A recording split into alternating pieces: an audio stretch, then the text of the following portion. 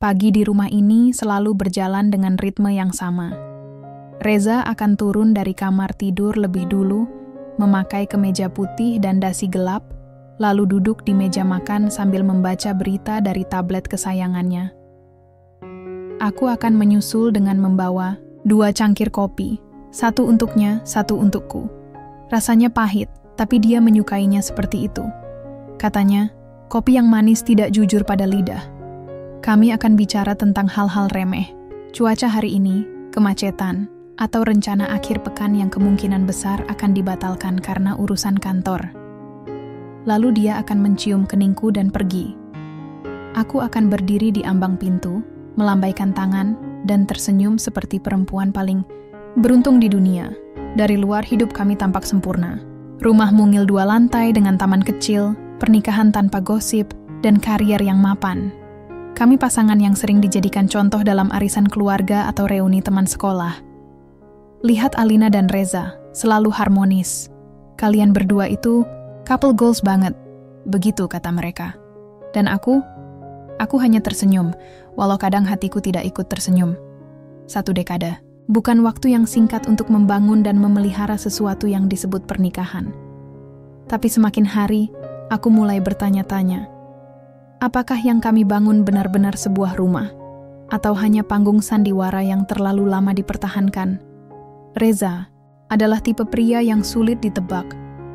Ia penyayang, perhatian, dan nyaris tidak pernah marah padaku. Tapi ada jarak aneh yang selalu terasa, meski kami duduk bersebelahan di sofa yang sama. Seperti ada dinding tak kasat mata di antara kami, yang tak pernah benar-benar runtuh sejak malam pertama. Kami tidak punya anak. Bukan karena aku tidak ingin, tapi karena Reza selalu punya alasan untuk menunda. Nanti dulu, Lin. Aku belum siap jadi ayah, ucapnya 5 tahun lalu. Dan tahun-tahun setelahnya, kalimat itu tetap sama, hanya dengan intonasi berbeda. Awalnya aku sabar, lalu mulai ragu, hingga akhirnya aku menyerah.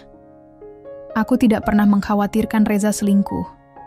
Dia bukan tipe yang gila perempuan, tidak pernah ada pesan mencurigakan. Tidak pernah ada bau parfum asing di bajunya. Dia terlalu rapi, terlalu bersih dari drama. Tapi justru itulah yang membuatku merasa aneh. Hidup yang terlalu rapi, kadang menyimpan sesuatu yang berantakan. Aku ingat malam ulang tahun pernikahan kami yang ke-10. Aku menyiapkan makan malam spesial, lilin-lilin kecil di meja makan, makanan favoritnya, dan sebotol wine yang kami simpan sejak tahun pertama menikah. Reza pulang agak larut, wajahnya lelah, tapi dia tetap tersenyum. Kami makan dalam diam, dan aku menunggu. Menunggu kata-kata romantis, atau setidaknya pelukan hangat. Tapi yang kudapat hanya kalimat pendek. Makasih ya, Lin. Udah nemenin aku selama ini. Seharusnya aku bahagia, kan? Tapi entah mengapa, malam itu aku menangis di kamar mandi setelah dia tertidur. Dan aku tak tahu pasti kenapa. Mungkin karena aku mulai merasa seperti bayangan di hidupnya. Ada, tapi tak benar-benar dilihat. Hadir, tapi tak pernah disentuh dengan perasaan. Aku pernah cerita ke Rara, sahabatku sejak kuliah, tentang rasa sepi yang kurasakan. Tapi dia hanya tertawa kecil. Kamu terlalu banyak nonton drama, Lin. Nggak semua hubungan harus kayak film Korea. Yang penting kalian rukun, nggak ada masalah besar, itu udah bagus banget. Ya, mungkin benar. Tapi sepi itu nyata. Sunyi yang tidak bisa dijelaskan ke siapapun.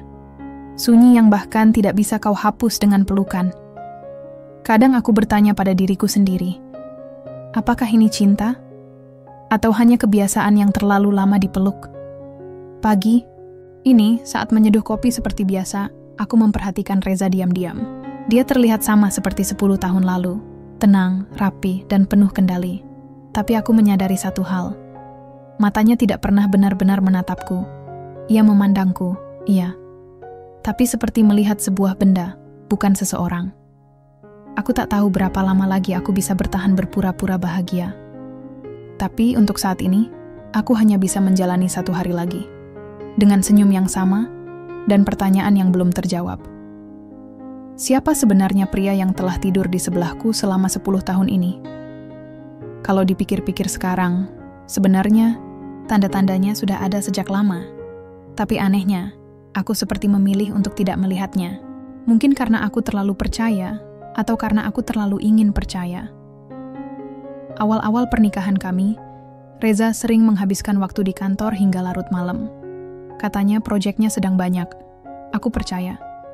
Saat itu aku masih bekerja juga, jadi aku sibuk dengan duniaku sendiri.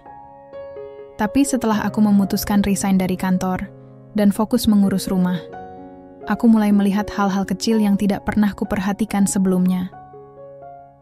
Reza tidak pernah menggandeng tanganku di tempat umum. Kalau aku mencoba merangkul lengannya saat jalan di mall, dia akan tersenyum canggung dan perlahan menarik tangannya, seolah takut dilihat orang.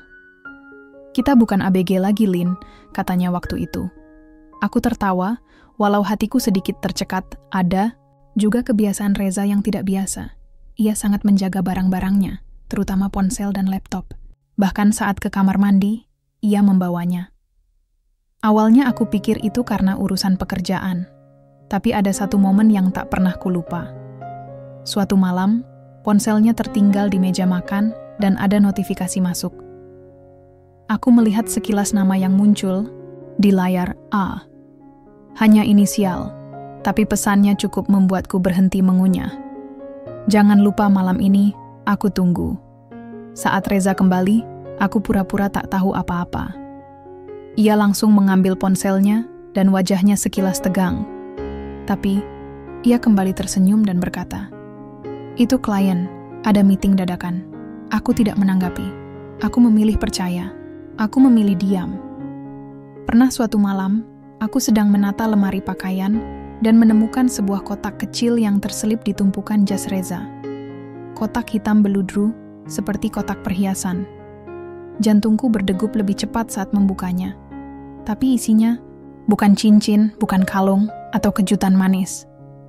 Di dalamnya ada sebuah liontin perak berbentuk persegi, dengan inisial RNA terukir halus di bagian belakangnya. Aku menatap liontin itu lama sekali. R pasti untuk Reza, tapi A, siapa? Aku tidak berani bertanya. Mungkin karena aku takut mendengar jawabannya. Yang lebih membuatku bertanya-tanya adalah hubungan Reza dengan seorang pria bernama Andra.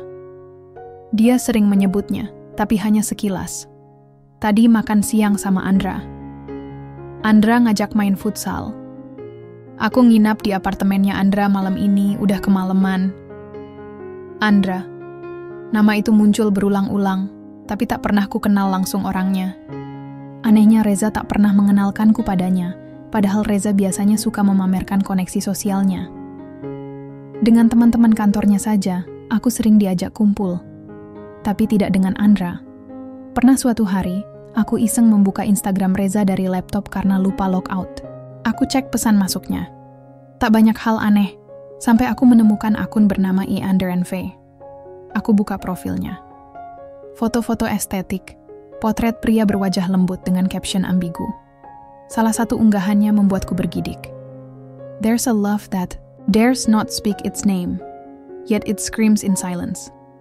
Caption itu disertai foto siluet dua pria, berdiri di jembatan, saling menyentuh bahu. Komentar Reza ada di bawahnya, dengan emoji petir dan api. Aku kembali menutup laptop dan menarik napas, dalam-dalam. Mungkin hanya pertemanan, mungkin hanya bercanda. Tapi kenapa hatiku terasa aneh? Aku mulai membandingkan pernikahanku dengan pernikahan teman-temanku.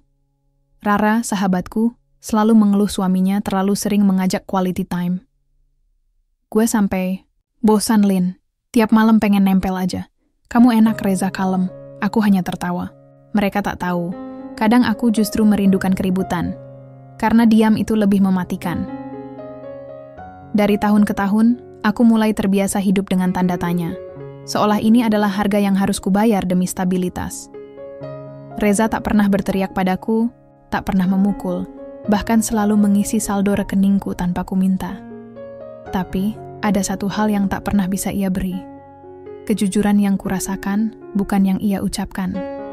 Suatu malam, aku duduk di depan cermin kamar. Ku sentuh pipiku yang mulai terlihat garis-garis halus. Usia kami sudah mendekati kepala 4. Apakah aku masih menarik di matanya? Gumamku. Tapi kemudian aku sadar. Mungkin sejak awal, Aku tak pernah benar-benar terlihat. Malam itu, aku menatap bayanganku sendiri lama sekali. Di cermin itu, aku melihat seorang perempuan yang telah bertahan terlalu lama dengan cerita yang ia karang sendiri. Dan kini cerita itu mulai retak. Perlahan, tapi pasti. Reza, kamu bahagia enggak sama aku? Aku tak tahu kenapa akhirnya pertanyaan itu meluncur dari mulutku malam itu. Kami sedang makan malam, seperti biasa, di meja makan yang terasa lebih luas dari yang seharusnya. Suara garpu dan pisau yang bersentuhan dengan piring berhenti sejenak. Reza mendongak lalu menatapku. Maksud kamu? Ia bertanya. Berusaha terdengar santai, aku menaruh sendokku. Ya, 10 tahun, Rez. Kadang aku merasa kita cuma sekadar tinggal serumah. Aku pengen tahu, kamu masih sayang sama aku. Reza tertawa kecil. Alina, kamu kenapa sih tiba-tiba ngomong kayak gitu? Tentu aja aku sayang sama kamu. Kalau enggak, buat apa kita sampai sejauh ini? Aku mencoba membaca matanya, tapi tak ada jawaban di sana. Hanya ketenangan yang terlalu sempurna, terlalu bersih dari rasa. Tapi kamu nggak pernah bilang. Bahkan, saat ulang tahun pernikahan kita, kamu cuma bilang makasih. Dia menghela napas, seolah kelelahan menjelaskan hal yang seharusnya tidak perlu dijelaskan. Cinta itu nggak selalu harus diucapin tiap hari, Lin. Aku buktiin dengan cara aku sendiri. Aku menggigit bibir. Dengan jarang pulang, dengan lebih sering bareng Andra ketimbang aku, Reza mendadak diam. Ia menatapku, lalu meletakkan serbet di atas meja. Kamu mulai mikir yang aneh-aneh lagi ya? Aku tidak menjawab. Hanya menatap nasi di piringku yang sudah dingin. Kami tidak melanjutkan percakapan itu. Seperti biasa, semua akan dibungkus dalam diam, dibungkam oleh rutinitas. Malamnya, aku duduk sendirian di balkon. Angin malam cukup kencang, menyapu rambutku, dan membawa rasa yang sulit dijelaskan. Aku menggenggam ponsel, membuka galeri foto. Tak banyak foto kami berdua yang terbaru. Bahkan ulang tahun kami kemarin hanya diabadikan dengan satu potret formal, tanpa pelukan, tanpa kehangatan. Aku mencoba mencari makna dari setiap potongan kenangan. Mengingat pertemuan pertama kami dulu, di sebuah acara komunitas sosial. Reza begitu menarik saat itu. Pembawaannya tenang, tutur katanya rapi, dan ia memperhatikanku seperti aku satu-satunya orang di ruangan. Kami dekat dalam waktu singkat, dan ia melamarku tanpa banyak drama. Aku ingin hidup tenang, Lin, sama kamu, dan aku percaya. Karena waktu itu aku juga lelah dengan laki-laki yang cuma bisa menawarkan petualangan tapi tak pernah mau menetap. Kami menikah dalam upacara sederhana, hanya dihadiri keluarga dekat dan teman seperjuangan. Reza tampak gugup, tapi bahagia. Setidaknya, itu yang kulihat dari senyum di wajahnya. Tapi saat malam pertama, ada yang ganjil. Ia memelukku, tapi dingin. Menyentuhku, tapi kosong. Aku mengira dia kelelahan, atau terlalu gugup. Tapi malam-malam, setelahnya pun sama. Kami jarang sekali bercinta. Bahkan sebulan sekali pun tidak pasti. Dan ketika aku mengutarakan keinginanku untuk punya anak, ia hanya berkata, "Nanti aja, Lin, belum waktunya." Awalnya aku kira kami hanya butuh waktu. Tapi 10 tahun. Aku jadi ingat obrolan lama dengan Rara saat kami ngopi di sebuah kafe beberapa bulan lalu. Ia sempat melontarkan candaan yang kini terasa seperti tamparan. Lin, gua iseng nanya, "Ya, lu pernah nggak sih mikir kalau Reza tuh mungkin bukan tipe yang suka perempuan?" Aku tertawa keras waktu itu. "Rar, please, jangan bercanda kayak gitu. Serius loh, Lin. Maksud gua, bukan nuduh. Tapi Reza tuh, ya, lu tahulah, terlalu halus, terlalu rapi, kayak terlalu bersih buat ukuran cowok straight." Aku menggeleng. Dia suami gue, Rar. Kita udah nikah 10 tahun. Gue lebih kenal dia dari siapapun. Tapi sekarang, kata-katanya menggema di kepalaku, seperti gema di ruangan kosong. Aku tidak mau suuzan.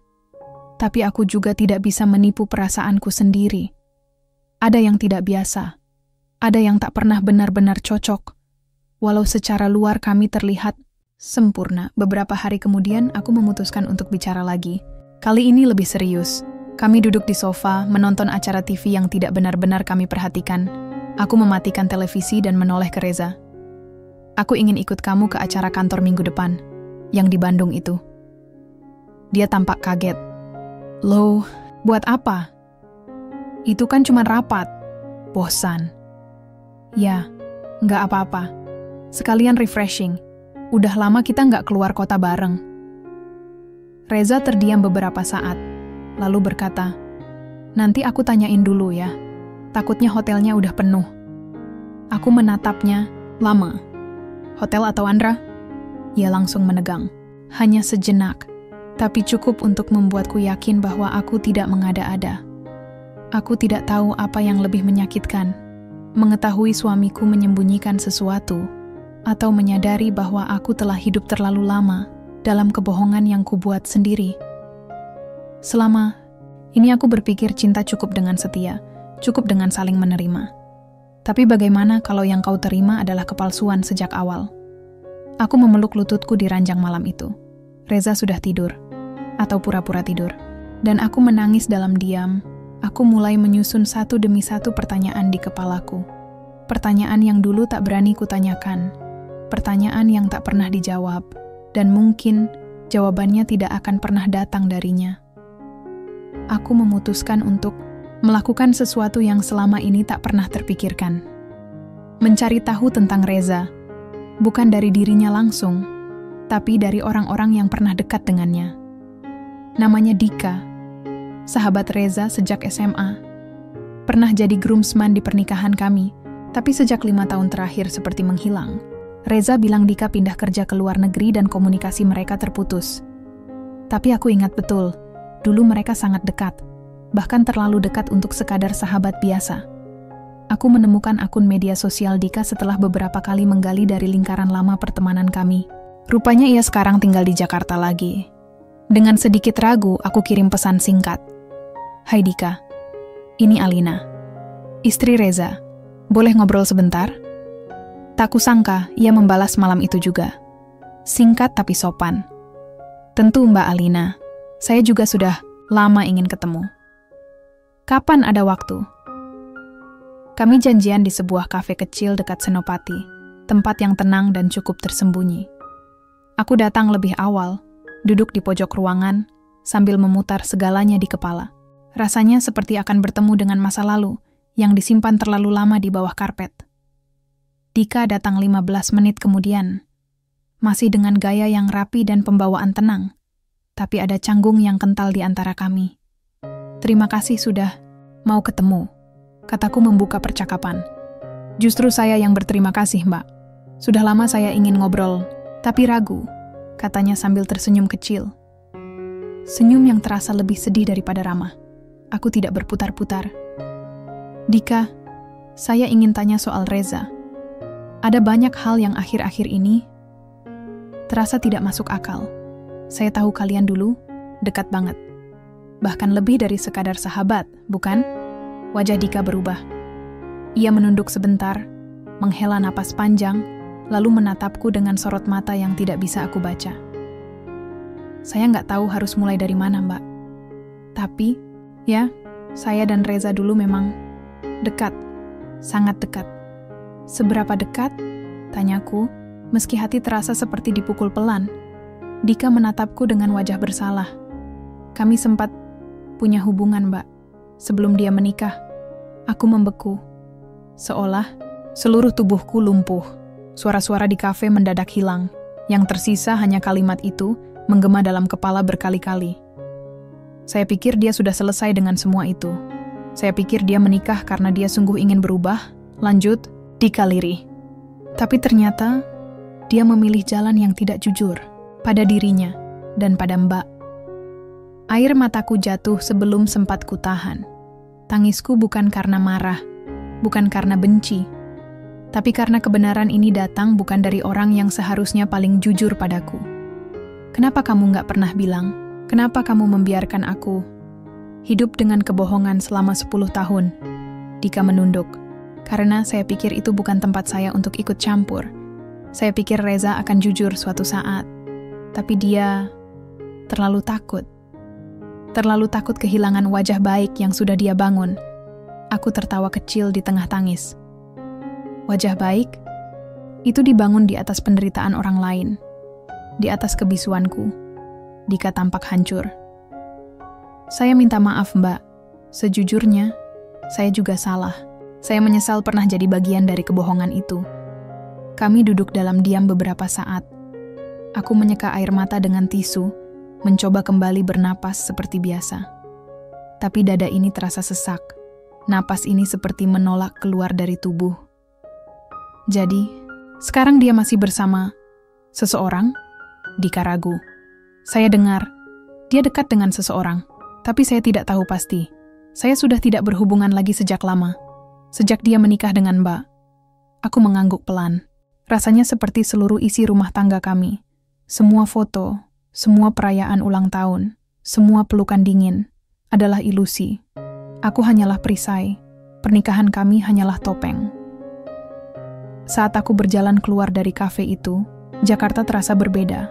Langit masih mendung, tapi yang lebih kelam adalah isi kepalaku. Aku tak bisa berpura-pura lagi. Reza bukan hanya menyembunyikan sesuatu dariku, ia menyembunyikan dirinya sendiri. Dan sekarang, aku harus memilih. Terus menjadi istri yang berpura-pura, atau perempuan yang akhirnya memilih melihat kebenaran, walau menyakitkan. Pulang dari pertemuan dengan Dika, aku duduk lama di dalam mobil. Mesin masih menyala, tapi aku tak sanggup menginjak pedal. Seolah semua sendi tubuhku kehilangan daya. Kata-kata Dika masih terputar dalam kepala, seperti rekaman yang tak bisa dimatikan. Kami sempat punya hubungan, Mbak, sebelum dia menikah. Aku menyandarkan kepala di setir. Tangis itu datang lagi, kali ini lebih dalam. Bukan karena dikhianati secara fisik, tapi karena seluruh hidupku ternyata dibangun di atas kebohongan. 10 tahun aku menjadi peran istri yang baik. Menyajikan makan malam, menyetrika baju kantor, tersenyum di depan keluarga besar, tanpa tahu bahwa aku hanya figuran dalam drama hidupnya. Dan yang paling menyakitkan, aku mencintainya. Aku benar-benar mencintainya. Beberapa hari berikutnya, aku menjauh. Bukan secara fisik, tapi secara batin. Aku tetap membuat sarapan, tetap mencuci bajunya, tapi tidak lagi bicara dengan mata yang sama. Tidak lagi mencarinya saat ia pulang telat. Tidak lagi berharap akan ada pelukan atau cium kening sebelum tidur. Reza merasakan itu. Lin, kamu kenapa? Lagi marah sama aku? Aku menoleh menatapnya. Enggak, aku cuma capek. Capek karena aku diam. Ia mendekatiku, duduk di samping ranjang. Kalau ada yang mengganggu, ngomong, Lin.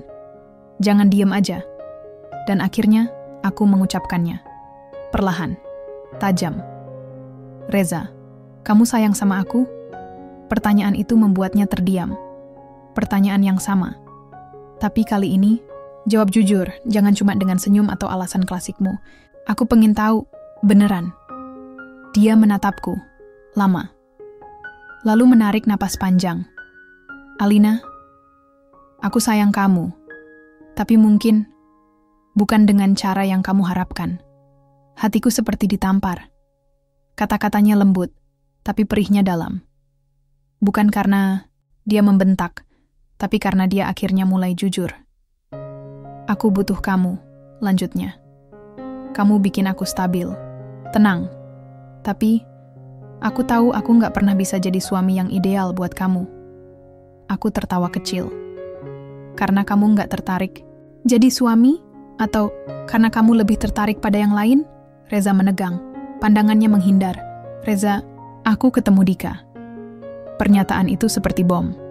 Meledak di antara kami, dan tak ada tempat untuk bersembunyi. Reza menatapku, matanya melebar. Kamu ngomong sama dia? Aku mengangguk. Dia bilang kalian pernah punya hubungan. Sebelum menikah, sunyi. Napasnya berubah, tangannya gemetar. Aku belum pernah melihatnya selemah ini. Aku nggak mau menyakitimu, Lin. Aku pikir aku bisa berubah. Aku pikir pernikahan ini bisa jadi solusi. Aku pikir aku bisa jadi laki-laki normal. Dengan menjadikanku eksperimen? Enggak. Aku serius waktu nikahin kamu. Aku sayang kamu. Tapi aku nggak pernah bisa melawan apa yang sebenarnya aku rasain dari dulu. Dan di titik itu, pecahlah cermin yang selama ini kupandangi setiap hari. Cermin bernama rumah tangga. Aku melihat refleksi diri yang selama ini tak berani jujur. Perempuan yang terus menunggu cinta dari pria yang tak pernah punya ruang untuknya. Kamu tahu nggak, yang paling nyakitin dari semua ini? Suaraku bergetar. Bukan karena kamu gay, tapi karena kamu nggak pernah jujur. Kamu ngambil 10 tahun dari hidupku. 10 tahun, Rez, untuk jadi topeng kamu. Reza menunduk. Maaf nggak cukup. Aku berdiri, meninggalkannya duduk sendiri di ranjang. Untuk pertama kalinya, aku merasa tidak takut. Tidak takut menghadapi kebenaran. Karena ketakutan itu sudah terlalu lama kutelan, dan sekarang hanya keberanian yang tersisa. Malam itu, aku duduk sendiri di balkon lagi. Tapi kali ini, tanpa air mata. Angin malam tetap sama, dingin dan sepi. Tapi dalam kesendirian itu, aku menemukan sesuatu yang baru. Kekuatan. Kekuatan untuk tidak lagi berbohong pada diri sendiri. Pernikahan ini mungkin tidak pernah benar-benar utuh. Tapi aku tidak akan biarkan luka ini jadi warisan dalam hidupku selamanya. Sudah saatnya aku memilih bertahan demi ilusi atau pergi demi diriku sendiri. Ada sesuatu yang berubah sejak malam itu. Reza semakin sering pulang larut, bahkan kadang tidak pulang sama sekali. Dan aku berhenti bertanya. Bukan karena tak peduli, tapi karena aku tahu jawabannya hanya akan membuatku semakin hancur. Aku tidak butuh penjelasan, aku butuh bukti. Aku butuh melihat sendiri, agar tidak ada lagi ruang untuk menafsirkan. Dan malam itu semesta seolah mengatur waktunya. Sayang, aku ada kerjaan dadakan. Mungkin pulang pagi, pesan WhatsApp-nya masuk pukul 8 malam. Sudah biasa, sudah template. Tapi malam itu, entah kenapa perasaanku berbeda. Dingin, seperti ada yang menarikku keluar dari rumah. Aku menyalakan mobil dan menyusuri jalanan Jakarta yang lengang. Aku tahu kantor Reza. Aku tahu tempat-tempat yang biasa ia datangi. Dan malam itu, aku hanya mengikuti insting. Tak ada tujuan pasti. Hanya mengikuti rasa curiga yang semakin menyesakkan dada. Hingga aku sampai di sebuah apartemen mewah di Bilangan Kuningan. Aku mengenali mobil Reza di parkiran basement, terparkir, rapi di antara mobil-mobil mewah lain.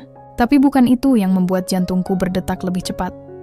Yang membuat tanganku berkeringat adalah kenyataan bahwa ini bukan kantor. Bukan juga rumah teman kerja. Aku menunggu. 15 menit. 20 menit. Hingga akhirnya, pintu lift terbuka dan Reza keluar, tertawa kecil, berjalan berdampingan dengan seorang pria muda. Tinggi, bersih, berpakaian santai. Bukan kolega. Bukan saudara. Bukan seseorang yang biasa kulihat. Tapi yang membuatku tak mampu berpaling adalah cara Reza memandangnya. Bukan tatapan basa-basi, bukan sekadar senyuman. Itu tatapan yang dulu pernah ku terima. Tatapan penuh kekaguman, hangat, intim, tak bisa dibantah. Aku turun dari mobil, pelan-pelan, seperti ditarik oleh kekuatan tak terlihat. Aku berdiri cukup jauh. Mereka tidak menyadari keberadaanku. Reza meraih tangan pria itu. Mungkin hanya sebentar, mungkin hanya gestur kasual.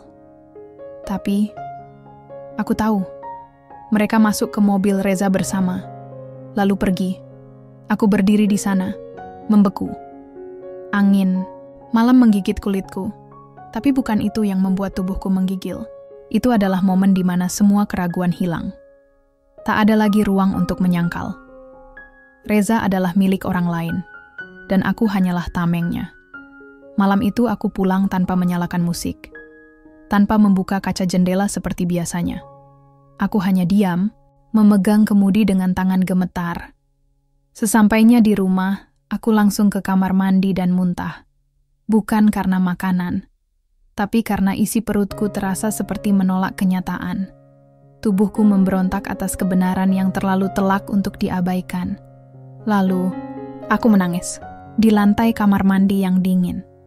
Lama, tanpa suara. Tangisan yang tidak lagi hanya berisi luka, tapi juga kemarahan. Marah pada Reza, pada diriku sendiri, pada dunia yang membuatku hidup dalam kebohongan selama 10 tahun. Dan malam itu, aku menulis satu kalimat di jurnal pribadiku, hal yang jarang kulakukan sejak menikah. Aku sudah melihatnya dengan mataku sendiri, dan aku tidak akan diam lagi. Keesokan harinya, aku duduk di meja makan seperti biasa. Reza pulang pukul 7 pagi, masih dengan baju semalam, masih dengan senyum basa-basi. Maaf, lembur banget semalam. Gila ya deadline-nya. Aku hanya menatapnya. Tenang, dingin. Kamu tidur di mana? Tanyaku datar. Di kantor, lelah banget. Jadi, kamu nggak ke apartemen di Kuningan? Reza langsung diam. Wajahnya menegang, napasnya tersendat. Aku lihat kamu semalam, lanjutku pelan. Aku lihat kamu sama pria itu. Dia menatapku. Wajahnya pucat. Tak ada lagi topeng. Lin, aku sudah tahu, Res. Sudah tahu semuanya. Ia membuka mulut, tapi tak ada kata yang keluar. Dan saat itu, aku tahu, ini adalah awal dari akhir. Duduk di ruang makan yang sama, di rumah yang sama, di pagi hari yang kelihatannya biasa. Tapi pagi itu tidak bisa lebih jauh dari kata biasa. Aku duduk di seberang Reza. Wajahnya seperti kertas yang diremas, kusut, tegang, takut. Tangannya gemetar, menggenggam gelas kopi yang bahkan belum disentuh. Aku tidak mengatakan apapun lagi, tidak perlu. Kata-kata sudah kukatakan tadi. Sekarang, hanya ada satu hal yang tersisa. Kejujuran. Alina? Suara Reza parau, seperti baru belajar bicara. Aku bisa jelasin. Aku menyandarkan punggung. Aku harap kamu gak akan mulai dengan bohong lagi, Reza. Karena kali ini, aku gak akan duduk diam. Ia mengangguk. Napasnya berat, seolah butuh kekuatan luar biasa, hanya untuk mengucapkan 2 kata berikutnya. Aku gay. Dan akhirnya, itu keluar. Kata yang selama ini sembunyi di balik dinding rumah tangga kami. Kata yang selama ini hanya berbentuk asumsi, kecurigaan, bisikan tanpa suara. Kini ia telanjang tak bisa ditutupi lagi. Aku tak menangis. Aku hanya menatapnya. Karena akhirnya, aku melihat Reza yang sebenarnya. Sejak kapan? Tanyaku. Pelan. Sejak remaja, jawabnya, tanpa mengangkat wajah. Aku sempat coba lawan. Aku ikut kelompok penguatan iman, terapi, semuanya. Lalu aku ketemu kamu, dan aku pikir, kamu bisa jadi jalanku untuk berubah. Aku mengangguk kecil, getir. Jadi aku itu semacam pengobatan, ya? Enggak, Alina. Aku beneran sayang sama kamu, beneran nyaman sama kamu. Tapi, bukan cinta yang kamu harapkan. Bukan cinta seperti laki-laki pada perempuan. Lalu kenapa kamu teruskan semua ini selama 10 tahun? Kenapa kamu terus tidur sekamar dengan aku? Kenapa kamu buat keluarga kita, orang tuaku, semua orang percaya bahwa kita pasangan bahagia? Aku takut, katanya pelan. Takut kehilangan segalanya. Nama baik, pekerjaan, orang tua. Aku dibesarkan dalam keluarga yang nggak akan pernah bisa terima kenyataan ini. Aku tumbuh dengan rasa malu, benci diri sendiri, dan obsesi untuk terlihat normal. Dan kamu membuat semuanya terlihat normal. Hatiku terasa ditikam. Aku bukan istri. Aku bukan pasangan. Aku hanya properti. Pelindung citra. Benteng agar dunia tidak tahu siapa dirinya. Kamu tahu nggak, Reza? Kalau dari awal kamu jujur, Aku mungkin bisa menerimanya. Mungkin kita bisa tetap berteman. Mungkin aku tetap bisa jadi pendukungmu. Tapi yang kamu lakukan, itu pengkhianatan. Kamu ambil hidupku, waktuku, seluruh tenagaku, untuk menutupi hidupmu. Dia menangis sekarang. Bukan tangisan kaku seperti biasanya. Ini tangisan yang sesungguhnya. Tangisan seseorang yang akhirnya tidak bisa pura-pura lagi. Aku tahu aku jahat. Aku tahu aku egois. Tapi aku juga nggak pernah diajarin cara hidup sebagai diriku sendiri. Aku selalu belajar jadi orang lain. Aku menatapnya lama. Separuh hatiku ingin memeluknya. Separuh lainnya ingin melempar semua yang ada di meja ke arahnya. Tapi aku diam. Karena dalam diam itu, aku sadar. Ini adalah akhir. Bukan hanya akhir dari pernikahan kami, tapi akhir dari ilusi yang selama ini kupeluk erat. Aku akan pergi, Reza, kataku akhirnya. Bukan karena aku benci kamu, tapi karena aku perlu hidup untuk diriku sendiri. Bukan jadi cermin retak untuk orang lain. Dia tidak menjawab, hanya mengangguk perlahan. Mungkin lega, mungkin hancur, mungkin keduanya. Hari itu aku mulai mengemas barang, bukan dengan emosi, tapi dengan kesadaran bahwa ini bukan lagi rumahku. Rumah ini adalah panggung, dan aku sudah selesai bermain sandiwara. Saat aku memasukkan foto pernikahan kami ke dalam kotak, aku sempat menatapnya. Gambar itu begitu indah. Senyum kami sempurna. Tapi kini aku tahu, senyum itu bukan cinta. Itu adalah ketakutan. Dan aku sudah memilih untuk tak hidup dalam ketakutan lagi. Aku tak membawa banyak barang. Hanya koper, beberapa buku, dan folder berisi dokumen-dokumen penting. Sisanya ku tinggalkan. Bukan karena aku tak membutuhkannya, tapi karena aku tak ingin membawa beban kenangan yang tak lagi memberiku makna. Reza tak mencoba menahanku. Tidak ada adegan dramatis. Tidak ada pelukan, air mata, atau kata-kata klise. Hanya keheningan yang menggantung, seperti sisa asap di panggung usai pertunjukan berakhir. Aku akan ajukan cerai, kataku sebelum melangkah keluar rumah. Kita selesaikan baik-baik, tanpa skandal, tanpa saling menyakiti. Reza hanya mengangguk. Matanya merah, tapi ia tak menangis lagi. Mungkin tangis itu sudah habis. Atau mungkin ia juga tahu, ini memang akhirnya. Aku tinggal sementara di rumah adikku, Nisa. Ia perempuan yang belak-belakan, keras kepala, dan selalu punya insting tajam. Kenapa kamu tiba-tiba pisah rumah? Tanyanya malam itu, setelah kami menata kamarku yang baru. Kamu berantem besar sama Reza. Aku diam, ingin bicara, tapi juga takut. Takut ditatap seperti makhluk aneh. Takut dianggap lemah, bodoh, atau terlalu mudah dikasihani. Kamu masih percaya sama aku kalau aku bilang, Reza ternyata gay? Tanyaku akhirnya, suara pelan, seperti menyebut rahasia negara. Nisa terdiam, matanya membesar. Tapi bukan karena tak percaya, lebih kepada kaget karena tidak menyangka. Astaga, Lin, kamu serius? Aku mengangguk. Aku lihat sendiri. Mereka, dia dan laki-laki itu. Seketika ruangan jadi dingin, sunyi. Dan kamu, selama ini tahu? Tanyanya perlahan. Enggak, baru akhir-akhir ini. Baru setelah aku tahu dia bohong terus. Baru setelah aku ketemu bekas mantannya.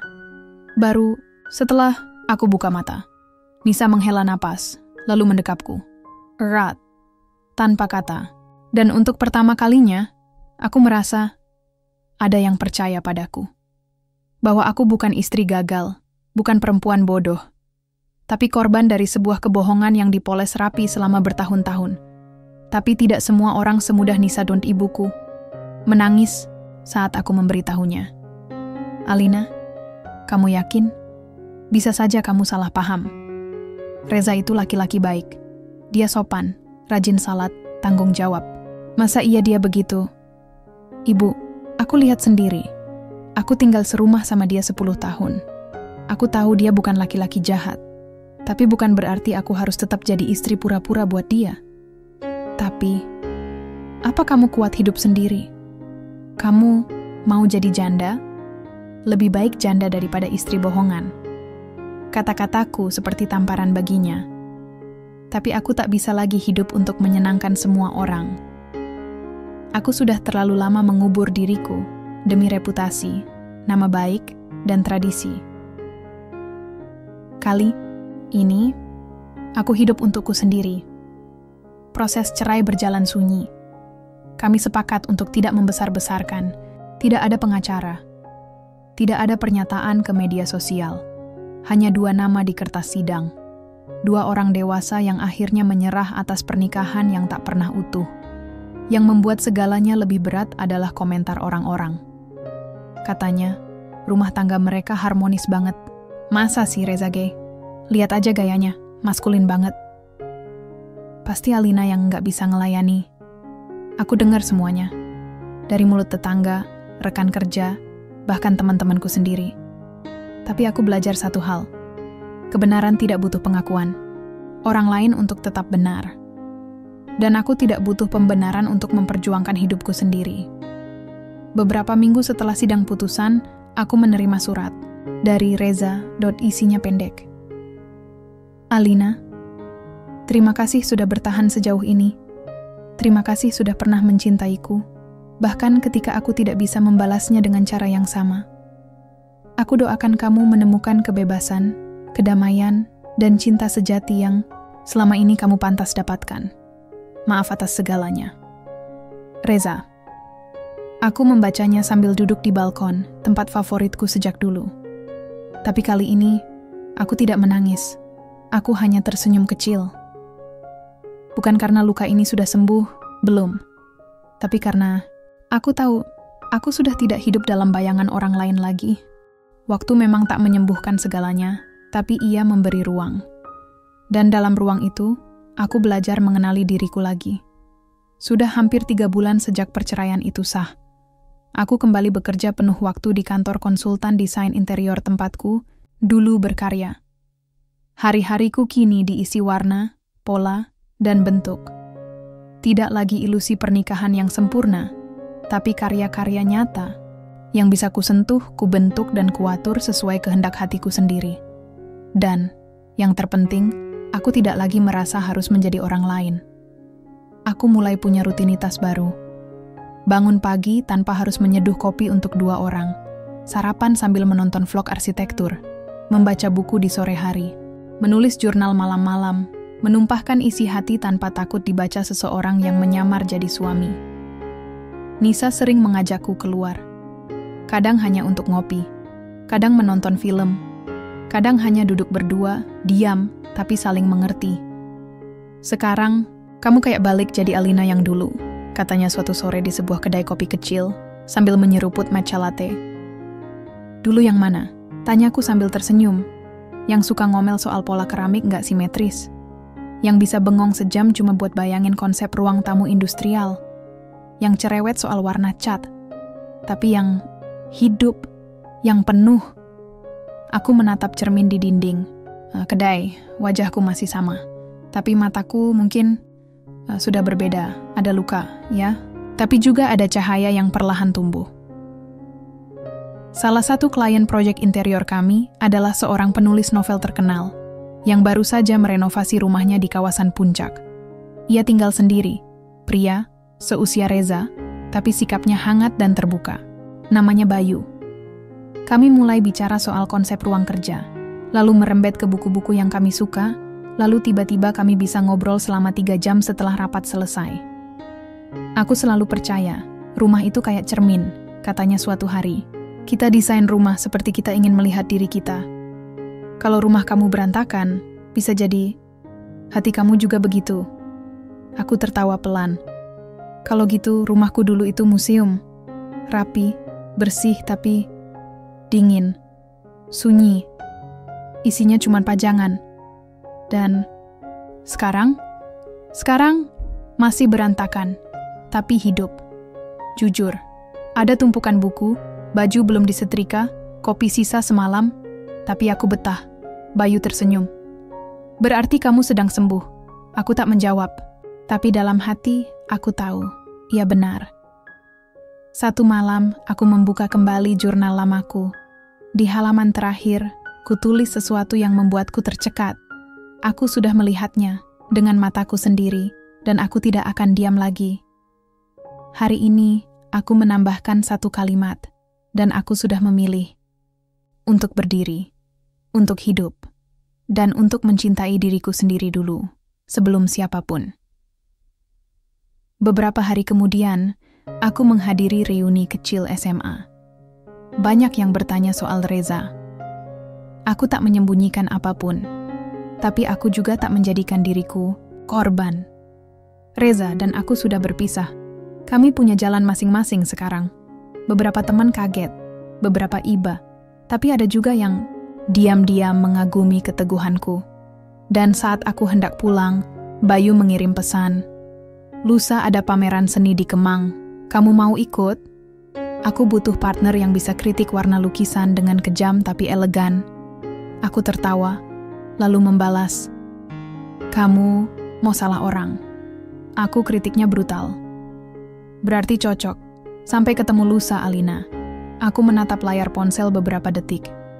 Mungkin, ini bukan awal dari kisah cinta baru.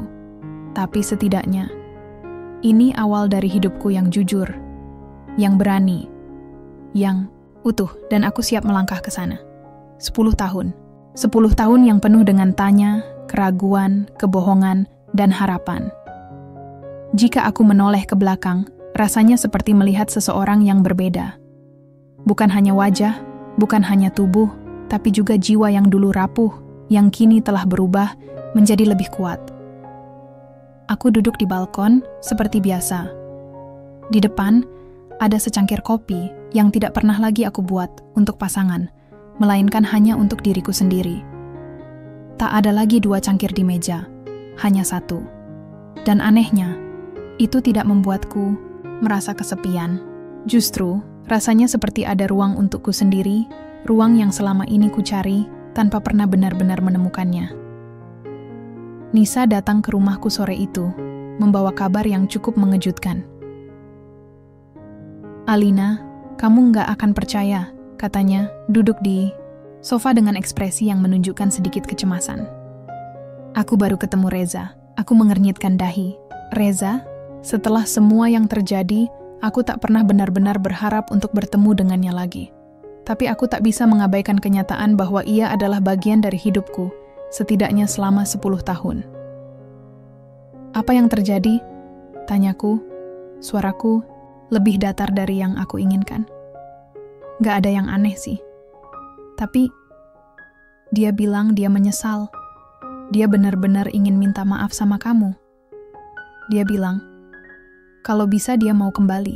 Bukan untuk hubungan, tapi untuk memperbaiki semua yang telah dia rusak. Aku terdiam. Rasa sakit yang dulu sempat menguasai hatiku mulai mereda seiring berjalannya waktu. Aku sudah menerima kenyataan bahwa kami berdua, Reza dan aku, memiliki jalan hidup masing-masing. Apa yang bisa dia minta maafkan yang akan mengubah semuanya? Minta maaf? Aku tersenyum pahit. Sudah terlalu lama, Nisa. Aku tak perlu permintaan maaf itu lagi. Alina. Nisa menatapku penuh perhatian. Aku tahu itu berat. Tapi, apakah kamu benar-benar sudah siap untuk melepaskan semuanya? Atau masih ada sesuatu yang kamu simpan dalam hati? Aku menatap jauh keluar jendela, memandang senja yang mulai merayap turun. Ada perasaan yang datang. Bukan tentang Reza, tapi tentang diriku sendiri. Sejak saat itu, aku sudah belajar untuk melepaskan beban yang tak seharusnya kutanggung. 10 tahun ini adalah perjalanan yang membuatku lebih kuat dan lebih jujur pada diriku sendiri. Aku sudah melepaskannya, jawabku dengan keyakinan yang lebih dalam daripada sebelumnya. Aku sudah melepaskan diriku dari bayang-bayangnya, dari kebohongannya, dan dari rasa takut yang dia tanamkan di dalam hati ini. Aku memilih untuk hidup dengan caraku sendiri. Nisa menatapku lama, kemudian tersenyum. Aku bangga padamu, Alina. Kamu sudah menemukan jalanmu sendiri. Beberapa minggu kemudian, aku menerima pesan dari Bayu. Aku akan pergi ke luar negeri untuk proyek besar. Sebelum pergi, aku ingin mengajak kamu makan malam. Tidak ada agenda, hanya makan malam. Kita lihat apa yang terjadi setelahnya. Aku tersenyum kecil saat membacanya. Bayu sudah menjadi teman yang baik, dan ada rasa nyaman yang aku rasakan setiap kali kami berbicara. Namun aku tahu, kali ini aku tidak berharap terlalu banyak. Aku tidak sedang mencari cinta baru. Aku sedang mencari diri sendiri. Hari makan malam itu tiba. Bayu mengajak ke restoran kecil yang ada di pinggir kota, jauh dari keramaian. Meja untuk 2 orang sudah disiapkan dengan lilin kecil yang menyala lembut di tengah. Alina, aku ingin jujur sama kamu, kata Bayu dengan tatapan serius saat hidangan utama tiba. Aku suka kamu, tapi aku juga tahu kamu baru saja melewati perjalanan panjang. Aku nggak ingin terburu-buru. Aku hanya ingin kamu tahu kalau ada orang yang benar-benar menghargai dan menerima kamu seperti apa adanya. Aku terdiam. Tanpa sadar aku memegang gelas anggur yang ada di depan. Ada rasa hangat yang menyelimuti tubuhku. Bukan hanya dari anggur itu, tetapi juga dari kata-kata Bayu yang tulus. Bayu, aku memulai. Terima kasih. Tapi aku belum siap. Aku masih dalam perjalanan. Aku belum tahu kemana aku akan pergi.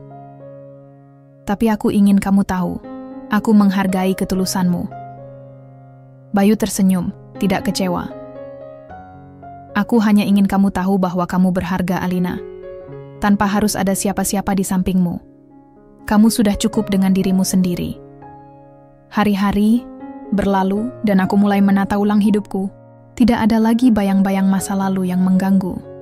Tidak ada lagi kebohongan yang harus kutanggung. Aku sudah belajar bahwa kebahagiaan tidak datang dari luar, tetapi dari diri sendiri.